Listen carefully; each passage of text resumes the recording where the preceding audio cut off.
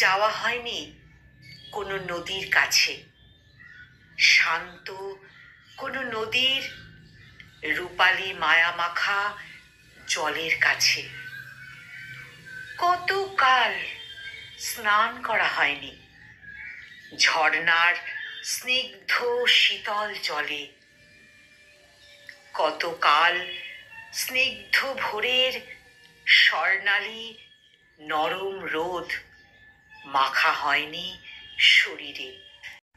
কতকাল প্রসন্ন চোখে তাকিয়ে থাকা হয়নি অভ্রনীল আকাশের দিকে। কতকাল বৃষ্টির রূপালী জলে ভেজা হয়নি ভীষণ করে। কতকাল কতকাল আহ কতকাল। এভাবে কি বেঁচে থাকা যায়? তবু আমি বেঁচে আছি। হ্যাঁ, আমি বেঁচে আছি। তবুও ভীষণ ভীষণ ভাবে বেঁচে আছি আমি। এভাবেই বেঁচে আছি। শব্দ আর দূষণে আগা গোড়া মোড়ানো, আর আকাশকে ঢেকে রাখা বড় বড় ইমারতে। আকীর্ণ এই ঘিঞ্জি গুমুট বদ্ধ শহরের এক কোণে আজও আমি পড়ে আছি। পড়ে আছি শুধু কবিতার প্রেমে। হ্যাঁ, শুধু কবিতার প্রেমে।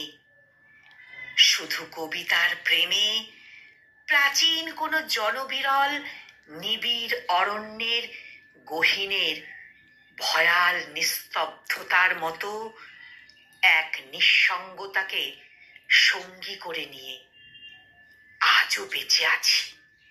আমি আজও বেঁচে আছি এই শহরের এক ঘুপচিতে। কবিতার প্রতি আকাশ ছোঁয়া প্রেম আমাকে এক এক করে বিচ্ছিন্ন করেছে সব কিছু থেকে।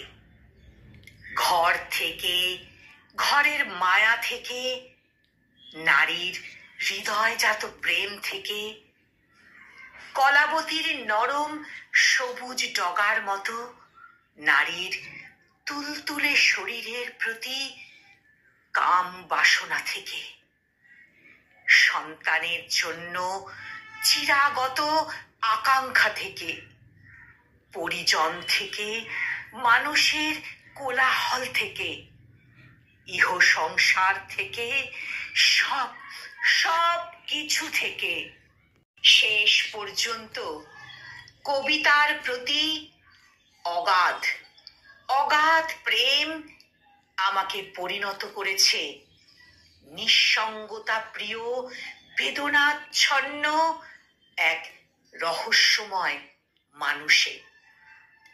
অনেক অনেক মানুষের মাঝে থেকেও আমি নিঃসঙ্গ, একলা। নিঃসঙ্গতায় অবগাহন ছাড়া আমি কবিতা লিখতে পারি না। নিঃসঙ্গতাকে আমি ভীষণ ভীষণ ভালোবাসি, কারণ নিঃসঙ্গতার অতল স্পর্শ সাগরে ডুব দিয়েই আমি তার তল থেকে উঠিয়ে আনি কবিতার মায়াবী অনিন্দ আশ্চর্য সব পংক্তিমালা। কলমে আবু জাফর মোহাম্মদ ছেলে, আর উচ্চারণে আমি নিবেদিতা।